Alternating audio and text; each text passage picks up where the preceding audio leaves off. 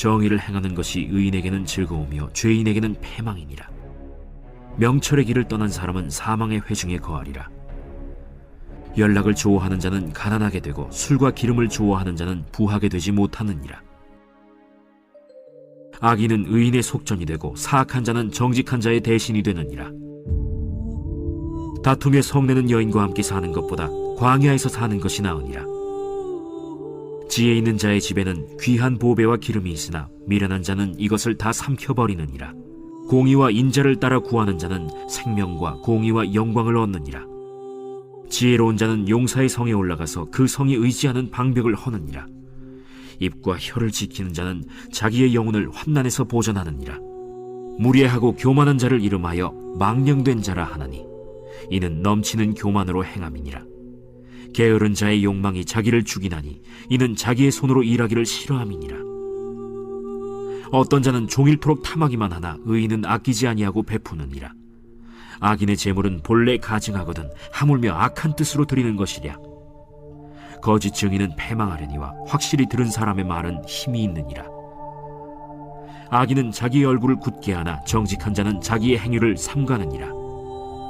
지혜로도 못하고 명철로도 못하고 모략으로도 여호와를 당하지 못하느니라. 싸울 날을 위하여 마병을 예비하거니와 이김은 여호와께 있느니라. 이 성경이 가끔은 또 이 성공에 대한 비결을 말할 때가 있습니다. 그러니까 이 복이 우리가 죽음 이후의 복도 이야기를 하지만 이 신약 성경과 다르게 구약 성경은요, 또 이 땅에서 잘 되는 방법에 대한 이야기들을 생각보다 많이 하거든요. 바로 오늘 본문이 그렇습니다. 이 솔로몬은 성공을 위한 중요한 원칙과 분별법을 많이 제시하고 있습니다. 무엇보다 정의롭고 정직한 사람이 인생에서 성공한다라는 것을 말하고 있습니다. 정직한 사람과 악인의 차이점 가운데 대표적인 것은 악인은 부끄러운 줄을 모르지만 이게 이제 얼굴을 굳게 함이라고 나오죠. 정직한 자는 자신을 돌아볼 줄 안다라는 것입니다. 그게 29절이죠. 다른 사람의 죄를 지적하기 전에 자기는 바로 서 있는지 반성해보는 사람이 정직한 의인입니다. 자기를 늘 돌아보는 의인은 정의로운 삶 자체를 즐거워하고 생명과 공의와 영광을 얻는다라는 것이죠.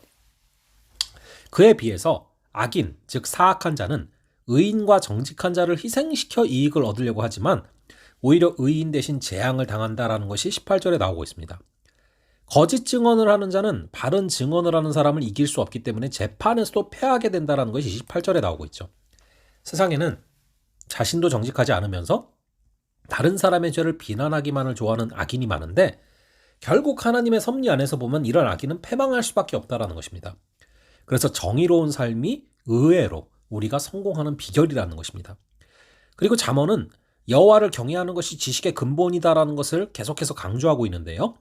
여호와를 경외한다는 것은 인간의 어떠한 지혜나 명철도 하나님을 이길 수는 없다라는 것을 인정하는 것이죠. 그게 30절에 나오고 있고요. 인간이 아무리 철저하게 준비하고 노력을 해도 하나님을 의뢰하지 않으면 결국 패한다라는 사실을 명심하라라는 것이 31절에 나오고 있습니다. 이런 지혜를 가진 사람은 겸손하고 말을 가려서 하기 때문에 일상생활에서 큰 어려움을 당하지 않는다라는 것이죠. 그게 23절에 나오고 있습니다. 그러나 어리석고 망령된 자는 무례하고 교만할 뿐만 아니라 그게 24절이죠. 또한 마음의 죄를 품고 있으면서도 성전의 제물만 바치면 하나님이 용서해 주시리라 생각하며 하나님의 눈에 가증한 거짓 제물을 바친다라는 것입니다. 지혜로운 사람은 용사가 지키는 성도 점령할 수 있지만 지혜와 명철의 길을 떠난 자는 사망에 이를 수밖에 없습니다. 그러므로 인생의 모든 것이 주님께 달려있다라는 것을 믿고 하나님을 인정하는 지혜, 이것이 성공의 비결이라는 것입니다. 인생에서 성공하기 위해서는 하나님이 이미 베풀어 주신 것들 안에서 자족하고 감사할 줄 알아야 됩니다. 그것이 이제 17절부터 나옵니다. 자족하지 못하는 자는 더 큰 쾌락을 얻으려고 걸핏하면 잔치를 벌여서 마음을 만족시키려고 하는데 이런 사람은 인생에서 성공한다는 게 불가능하다는 것입니다.